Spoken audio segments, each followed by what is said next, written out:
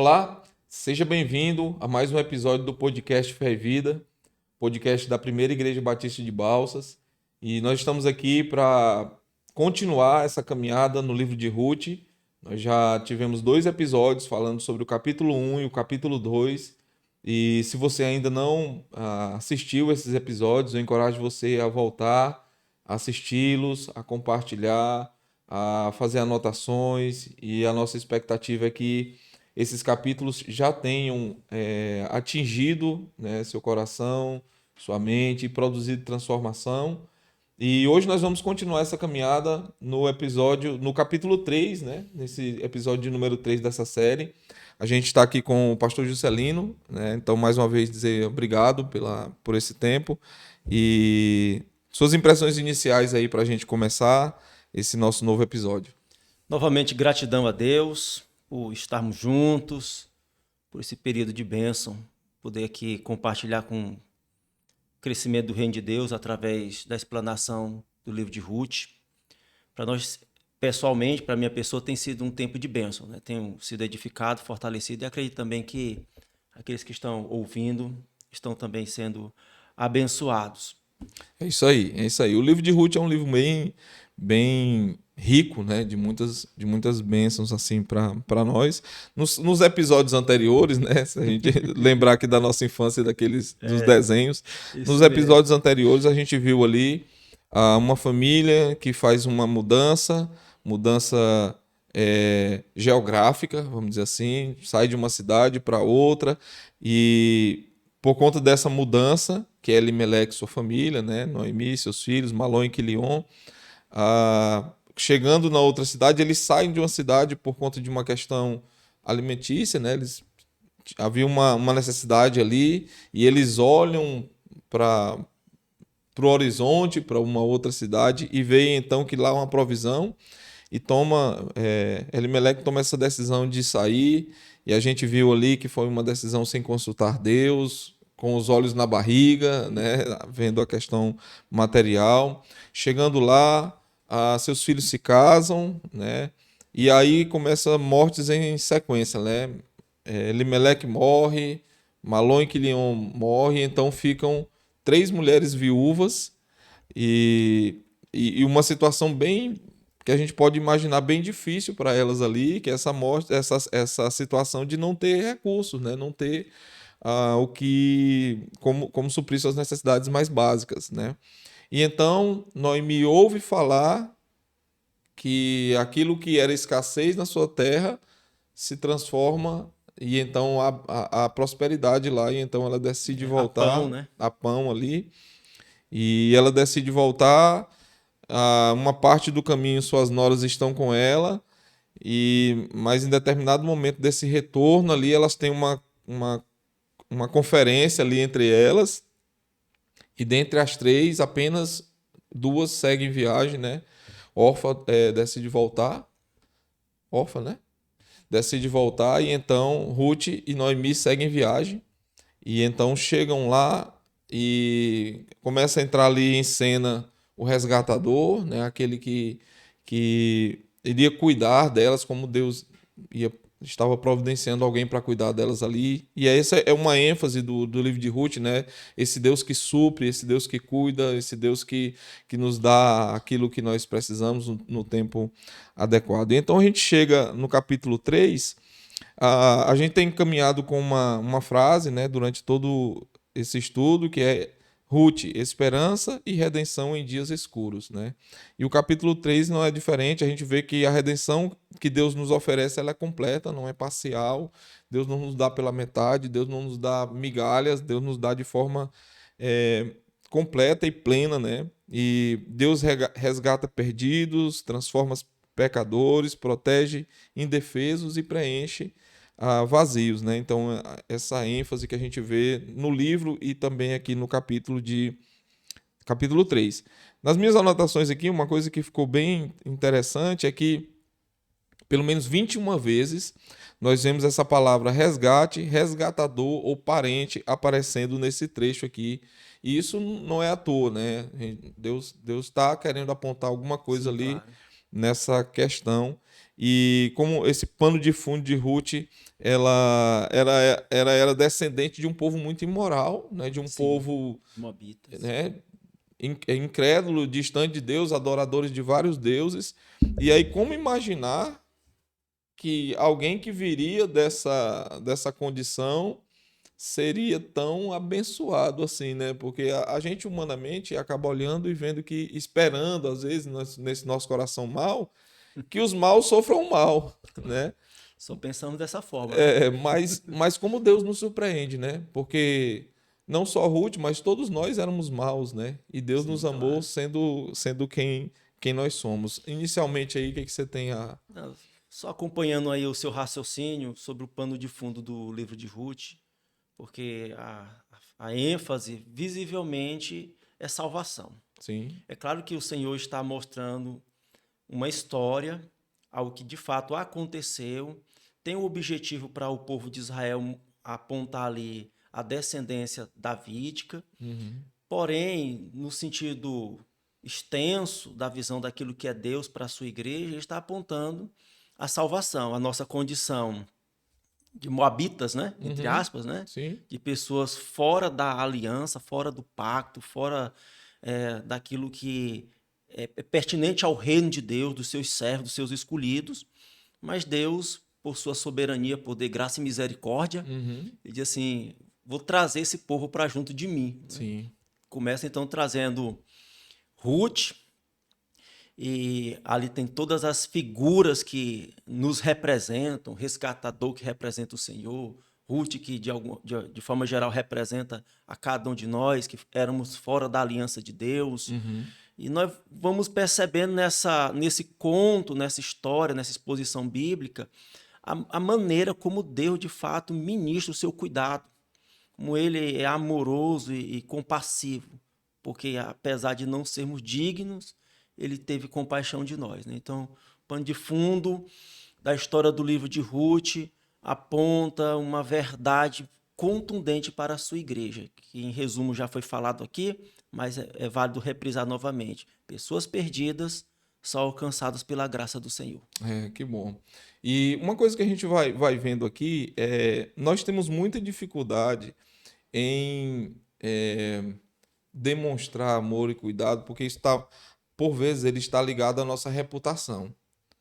E a gente vê na figura desse resgatador que ele não está muito preocupado com essa questão de sua reputação ser de alguma forma manchada, né? Mas aí é porque. Desculpa ter te interrompido, Wellington. Não, tranquilo. É porque muitas vezes nós estamos mais preocupados com a nossa reputação do que com o nosso caráter. O caráter é alguma coisa interna. Uhum, Para aonde nós formos, nós vamos levar o nosso caráter. Reputação é a maneira como as pessoas nos veem. uhum, E muitas pessoas elas se preocupam com essa questão do caráter, mas elas, aliás, da reputação, mas elas não atentam para o coração. uhum. E dependendo da condição, da situação e da oportunidade, se revela quem a pessoa é. Então, quando nós vemos no texto, de fato, ele não estava preocupado com o que as pessoas iam pensar dele. Mas qual é o segredo? O coração. A maneira que ele lidava consigo mesmo, o seu caráter, a maneira que ele era como pessoa. Sim. Então, isso é importante nós frisarmos, porque nós vivemos nessa situação social, na qual as pessoas estão muito mais preocupadas com as aparências, como as pessoas nos veem, do que de fato com aquilo que nós somos. E nós somos chamados, obviamente, para parecermos e sermos como o Senhor Jesus Cristo. É claro que às vezes a gente diz isso e soa aos ouvidos de alguns impossível, mas Deus Uhum. nunca nos dá uma ordem, um mandamento que não seja algo que possa ser alcançado, Uhum. né? Então, nós estamos nessa busca contínua de Sim. transformação do nosso coração. E o resultado disso é a maneira como as pessoas nos veem, né? É Uhum. a maneira como Deus quer também que as pessoas nos enxerguem, a semelhança do Senhor Jesus. A gente percebe que, por vezes, o que tem na gente é um temor de homens muito grande, né? E esse temor de homens, é, muitas vezes, ele sobrepuja o nosso temor a Deus, né? O que não deveria acontecer. a gente deve estar muito mais preocupado do que Deus pensa sobre nós do que o que as pessoas pensam sobre nós. É evidente que quando eu me preocupo com o que Deus pensa sobre mim, e isso me leva a reflexões honestas, eu tendo a mudar, Claro. né? Mudar atitudes, meu jeito de falar, que é tudo resultado da mudança do coração, né? Como você me Sim. mencionou. E é evidente que essas mudanças elas acabam sendo visíveis, né? E as pessoas acabam vislumbrando aquilo que acontece interiormente, né? Então é a mesma coisa da gente, eu costumo dizer, sobre tomar um anador para dor de dente, né? Não vai funcionar, né? Então Ou fazer, levar o carro para o conserto, o motor dele estragado e o mecânico dizer assim, não, nós vamos fazer uma pintura no capô aqui. vai resolver. Não vai, né? Então, quando o coração é atingido, as marcas dessa ação do coração, ela fica evidente, né? Na vida do resgatador aqui, a gente nota que, de fato, há um comprometimento com Deus muito evidente na vida dele, e isso vai se demonstrando nas ações, porque ele vai se demonstrando alguém amoroso, cuidadoso, né? Apesar de que, quem sabe, alguns não vejam isso com bons olhos. Boaz é esse homem que é um homem. Se a gente fosse estivesse escrevendo um texto de novela, vamos dizer assim, né? Que não é o caso aqui, a questão que não é uma história de amor, mas é uma história como você já falou, do amor grandioso de Deus e do resgate de Deus dos seus da, da, daqueles que estão perdidos, né? Mas Boaz não é assim, não é esse homem que está preocupado com as aparências, mas está disposto a cuidar ali. E a gente vai vendo ali nesse episódio no capítulo número 3, é que que a Noemi bola um plano, né? Isso, é isso mesmo. Noemi bola um plano ali e ela Ela diz, tem dois planos, né? Primeiro de voltar e manter-se, sobreviver, né? sim, A questão de ter ido, de mandar Ruth respigar, aliás, que Ruth que se propôs, né? sim, E de permitir, era o plano A dela, né? sim. De sobrevivência, dizer assim, ó, nós vamos lá e tá tendo pão É e lá nós que a vamos gente. comer as migalhas. Nós vamos, as migalhas do povo de Deus ainda é suficiente para nós. Pior, Porque de alguma melhor do que o maneira a gente ruim. tem que reprisar alguma coisa que foi dito no momento de número 2 do episódio, né? Que a baixa estima dela, a maneira como ela se encontrava em desobediência, porque sabia que tinha saído do meio do povo de Deus, visando benefícios materiais, etc. E tal. Então, voltar, a maneira como ela voltou, uma situação que apontava, de fato, ali a baixa estima dela e como ela estava tendo percepção de si. Então, na Uhum. cabeça dela, de repente, houvesse a ideia, vamos sobreviver das migalhas, porque as migalhas do povo de Deus é o suficiente para nós, né? É, Só que dentro dessa situação de plano, houve a mudança, né? E aí é aquilo que nós percebemos. Do plano A, ela pulou para o plano B. Né? Que o plano B agora é assim, olha, ao invés de vivermos só de migalhas, nós vamos viver agora com tudo aquilo que pode ser oferecido. uhum. E aqui tem eu vejo assim como uma lição muito importante para a nossa vida, porque há muitas pessoas, no nosso meio mesmo, evangélicos, que estão vivendo como respigadores, Uhum. pegando só os respigos, o plano A, né? Todo tempo no plano A, mas não entendem que, ao invés de querer os respingos, aquilo que está de As sobra, as migalhas. migalhas, essa é a expressão correta, as migalhas, podem ter acesso ao resgatador. Sim. Consequentemente, não só a migalhas, mas a todas as delícias do reino que ele oferece. Então, tem muita gente na igreja, no meio do povo de Deus, vivendo dessa forma. Um plano A, eu vou voltar, eu vou, né, tomar uma decisão, eu vou fazer isso, e vive ali sem experimentar de fato o que Todo banquete, né? é o banquete mesmo, as delícias. Então, nós precisamos observar esse texto e perceber que Noemi, ela teve né, aquela sacada, né? Ela pensou, olha, por que eu vou viver assim se eu posso melhorar nisso? Uhum. E, infelizmente, reprisa muitas, muitas e muitas pessoas dentro da igreja vivendo todo o tempo. Comendo migalhas, Com né? migalha, com migalha, com migalha. E Deus oferecendo banquete, além disso, o próprio resgatador, né? O relacionamento íntimo, de comunhão.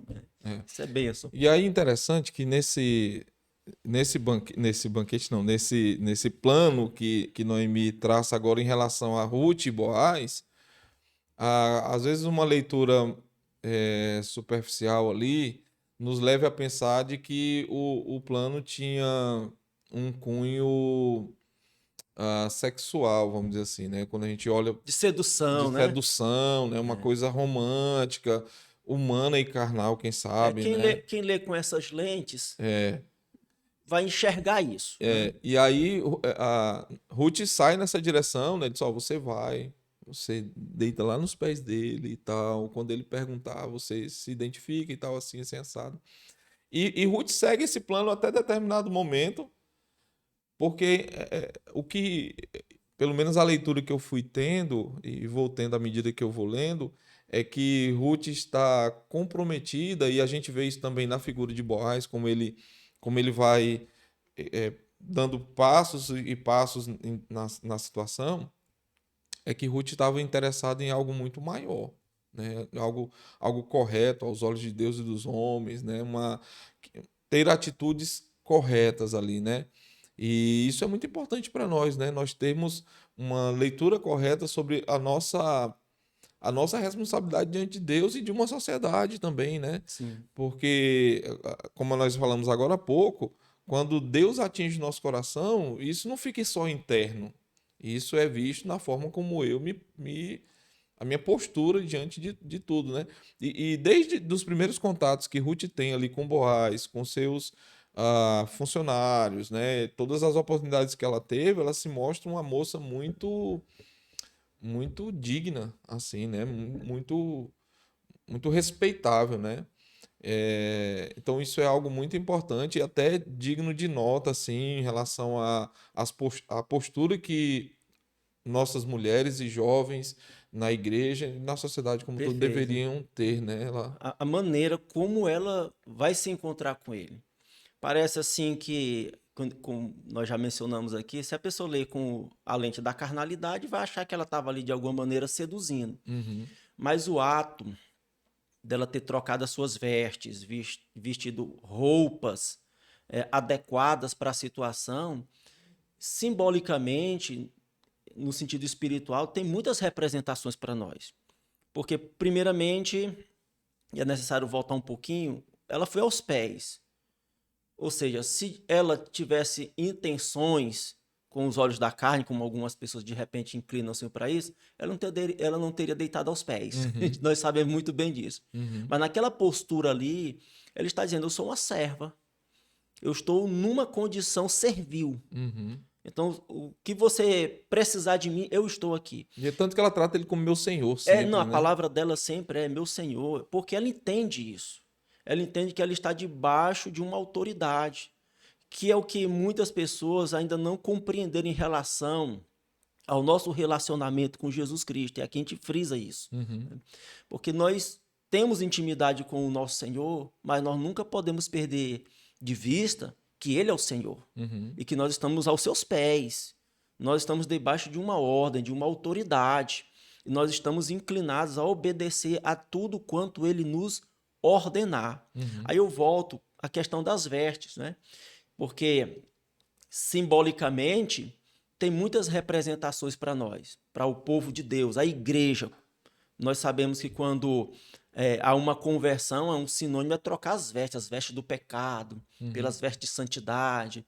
Jesus mesmo fala sobre a questão da parábola do remendo velho em roupa nova. Tá falando, não ajusta, vai romper, vai tornar maior a ruptura. O próprio episódio de Gênesis 3, né? Quando De Deus. Gênesis 3, o vestuário dos sacerdotes. Ali não era, que a gente vê lá em Levítico, né? Não era para ostentar, mas uma representação de uma cobertura de Deus, de um cuidado que Deus estava tendo.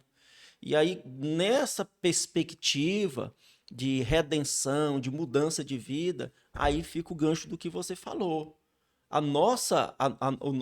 Aquilo que é interior condiz com o exterior. Uhum. E é um assunto polêmico no meio do povo evangélico, mas é um assunto que nós precisamos tratar disso com muita seriedade, temor e amor, que é a questão de como as pessoas hoje estão vestindo-se e dizendo que está tudo bem, quando que ali, de alguma maneira, ou de maneira direta, podemos afirmar, está apontando o que está no coração da pessoa. Uhum. Né? Então, é algo que Deus trabalhar na nossa vida, nós estamos debaixo da autoridade do Senhor, precisamos nos ajustar à sua vontade e nos submeter completamente a Ele, É porque Ele é tão, que é o nosso dono. é tão polêmico. Esses dias eu estava assistindo um recorte de um podcast, e nesse recorte a entrevistada estava dizendo para a entrevistadora assim que ela nunca veria nas redes sociais dela uma foto dela de biquíni, Aí eu vi um recorte desse aí, eu sei né? quem que você está falando. E que legal assim ouvir aquilo, Não, eu porque fiquei animado com se aquilo, é uma você benção. vê a surpresa que a entrevistadora ficou assim, mas como assim? Mas como assim? Ela disse, não, meu corpo é do meu marido, né? Aí ela questionou, né? Ela disse assim, mas você não...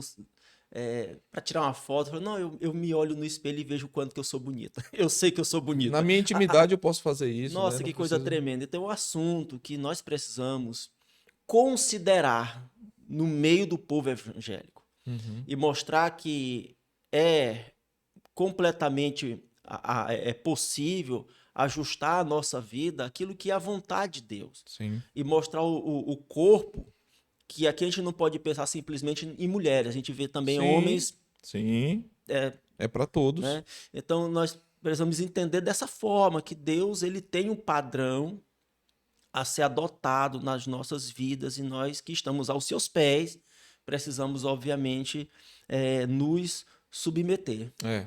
E a gente vê Boaz indo então na direção de resolver um problema não momentâneo, né? Boaz vai na direção de resolver o problema de forma definitiva. Você vê que ele busca aquele que seria o resgatador legítimo, ele faz de uma forma que não fique dúvidas, que não fique. E eu fico olhando assim, a forma como ele está agindo, é, de alguma forma buscando proteger Ruth e, consequentemente, até Noemi no processo, né? Mas a preocupação que ele está com a imagem, né? Não a imagem pela imagem, mas de cuidado e de proteção daquela mulher é muito interessante, né? E isso nos leva, se a gente acaba de pensar sobre as vestimentas, a gente pode pensar aqui sobre o papel do homem, né? Em Sim, relação sim. às mulheres.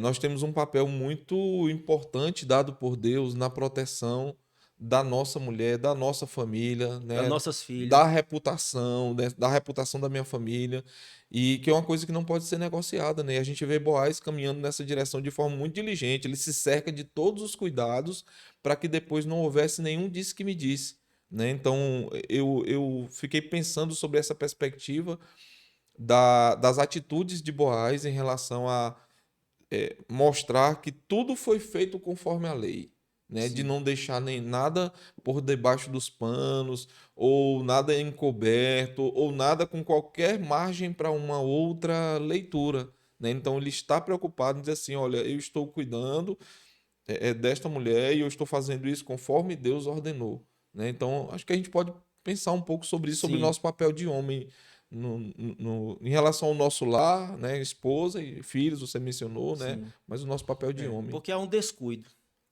Há um descuido muito grande no que diz respeito ao sacerdócio. Quando nós sabemos que há muitos formatos de família, né? No sentido assim de pessoas que servem ao Senhor. Às Uhum, vezes, numa família, só os filhos. Às vezes, só a esposa. Às vezes, só o marido. O ideal nós sabemos que é todos ali com serviço ao Senhor, amando ao Senhor, adorando ao Senhor. uhum, E o ideal é que o homem ele seja aquilo que a Bíblia o chamou para ser, o sacerdote do seu lar. uhum. Ele tenha todo o cuidado, todo o zelo, e a família como toda seja orientada e compreenda que ele vai ser cobrado em relação a isso. Uhum. Não é uma situação de machismo. é uma situação da palavra de Deus, porque hoje tudo desentoa para isso, né? Você vai para um ladinho aqui, quando você firma alguma coisa dessa forma, parece que você está verberizando o machismo, né? Tá tomando essa linha, mas não é. A palavra de Deus mostra que nós somos chamados para essa grande responsabilidade, para essa grande tarefa. Não sei se mencionei no episódio anterior, nos episódios anteriores, mas para nós, para você, Wellington, para mim e para tantos outros que estão nos ouvindo, certamente é um desafio o culto doméstico. E nós, por vezes, e inúmeras vezes, nós protelamos, nós anulamos e nós vamos cancelando e de forma que às vezes tem muitas famílias que nem fazem mais. Nós somos chamados para isso, para como homens chamar nossos esposos, nossos filhos, abrir as escrituras, ensinar a palavra de Deus e como é ganho quando nós fazemos isso. Porque naqueles momentos ali de leitura da palavra de Deus, as famílias vão sendo ajustadas à palavra de Deus. É aquele momento que nós dizemos assim, olha, isso aqui não está legal, porque a palavra de Deus diz isso. E aí aquilo ali vai sendo tudo, vai sendo ajustado, né? Aí eu queria só levar mais em consideração aqui a respeito da questão da paciência em relação às coisas, né? Porque quando Boaz diz assim, olha, eu vou resolver, nós não vemos Ruth interferindo. Nós vemos ela voltando para Noemi e Noemi perguntando a ela se tudo foi bom. Há algumas versões que diz, quem é você agora, minha filha? Tem uma situação lá no hebraico que alguns tradutores eles optam por essa segunda opção, né? Quem é você agora? Né? E até tem sentido porque desses encontros com o Senhor, nós sabemos que sai transformação, né? Então, se nós estamos olhando para a questão de Boaz como resgatador, que é análogo à pessoa do Senhor Jesus Cristo, então promoveu sim transformação, promoveu sim mudança. Mas é a questão da espera em si. Porque nós somos impacientes com aquilo que Deus está fazendo. E nós, como servos dele, precisamos esperar ele fazer as coisas conforme ele estabeleceu. E aí você mencionou aqui que Boaz, ele buscou fazer tudo como era estabelecido, como era o correto. E Deus também age dessa forma na nossa vida. Ele vai dando um passo de cada vez, ele podia dar os 10 passos se ele quisesse de uma única vez, ele é Deus. Mas ele estabeleceu uma forma e ele vai cuidando da nossa vida em relação àquilo que ele estabeleceu como propósito. E nós temos que saber esperar e aguardar com paciência no Senhor. São lições bem preciosas aí. E é interessante que elas se linkam de alguma forma, né? Tanto a questão do homem, dessa responsabilidade masculina, quanto dessa questão da espera, né? Por vezes nós queremos exercer uma liderança em que a gente quer respostas rápidas, né? A gente quer... E a gente vive meio que um tempo assim, né? A gente quer triscar num botão e quer ver a resposta de imediato ali. E nem sempre são assim, né? Porque são vidas diferentes, corações diferentes que reagem de forma diferente. Mas a gente vê ali Boaz se cercando de todos os cuidados para fazer a coisa certa. Ruth também, nessa perspectiva da espera, né, de aguardar, também se cercando de que o Deus que estava provendo ali não ia fazer nada de forma meia boca. Essa impaciência que nós temos, e eu falo nós porque é nós mesmos, nós somos impacientes. Nós fomos treinados para essa impaciência, e nossos filhos ainda mais do que nós. Porque essa nova geração, tudo é muito automático, é instantâneo. Né? Mas essa impaciência, ela denuncia duas coisas que são muito importantes na nossa vida. Primeiro, que nós não temos a confiança necessária em relação às coisas de Deus.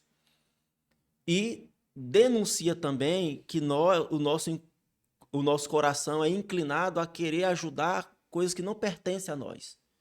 É como se eu dissesse, não, Deus, tu tá fazendo, mas deixa Vamos eu dar uma mãozinha te aqui, dar uma né? mãozinha porque o senhor tá muito lento. Uhum, E é a filosofia de Sara, né? sim. Tá, Deus te deu a promessa, né, Abraão? Pô, vamos ajudar, Deus tá demorando demais. É, Então tá aqui a Gá, acho que minha Deus foi fazer serva. outra coisa, É, esqueceu da gente. e aí ali tu faz o filho nela e tá tudo bem. Nós estamos vendo ali a A guerra ali, confusão a ainda hoje. contínua Sim, guerra que aquele povo vive por conta da desobediência. sim. Então a nossa concepção, nosso entendimento é de que vale a pena esperar o agir de Deus. Pode demorar 1 ano, pode demorar 2, pode demorar 10, pode demorar a vida toda, no sentido de se ali nos é, 45 minutos do segundo tempo, como foi para Abraão. Uhum. Mas vale a pena esperar aquilo que Deus falou que ia fazer, porque ele sempre faz e faz melhor do que nós imaginamos, pensamos e almejamos, sempre faz de forma perfeita. Assim como pensando na redenção, né, e como o livro nos encaminha nessa direção, a redenção que vem de Deus é uma redenção completa, É, né? É uma redenção que veio, Cristo não veio antes nem depois, Cristo veio na hora que ele tinha que vir, fez o que fez na hora que tinha que fazer, né? E nós confiamos nisso, né? Nós confiamos na redenção dele como algo completo, né? Não é algo só uma parte, e eu preciso fazer um complemento. Não, Cristo vem para ser esse resgatador de forma completa, né? E o livro como um todo vai nos apontando isso, né? Que Deus vem, nos supre na hora certa, do jeito certo, nos dá o que nós de fato precisamos, não o que queremos, nem sempre ele nos dá o que nós queremos, e que bom, o Tiago vai falar que sobre bom. isso, né? Porque a gente pede mal, a gente pede para usufruir nossos próprios prazeres, né? Mas o Senhor nos dá aquilo que nós de fato precisamos e faz do jeito certo. Aqui nas minhas anotações eu encerro dizendo assim que ele nos dá, Deus nos dá Cristo, o que jamais conseguimos por nós mesmos, né? Que é essa redenção. Deus nos deu algo maravilhoso, né? Se a gente tinha na verdade não tínhamos, porque estávamos mortos, né? Sim. Em nosso delito de pecado não tínhamos. Mas se a gente tivesse que vislumbrar algo, isso aqui seria o ideal, Cristo sobrepõe a tudo isso, né? Ele é maior do que nós poderíamos imaginar e todo suficiente, Isso. todo eterno. Perfeito. A minha consideração final em relação a tudo isso é algo que já foi falado aqui sobre a questão da submissão. É estarmos aos pés do Senhor, confiar na sua provisão, confiar no seu plano, porque no final de tudo ele vai executar para contento, alegria dos nossos corações. Amém. Amém.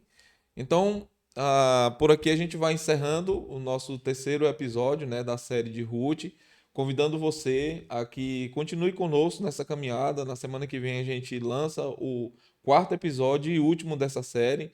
Então, como eu disse lá no início, se você ainda não assistiu os episódios anteriores, encorajo você a voltar. E a gente faz um pedido no meio disso tudo, né? A que você nos siga na nossa rede social, que você curta e que você compartilhe se esse material de alguma forma está sendo uma bênção para você, que você compartilhe para outras pessoas, para que mais pessoas sejam abençoadas. Que Deus abençoe você e até o próximo episódio.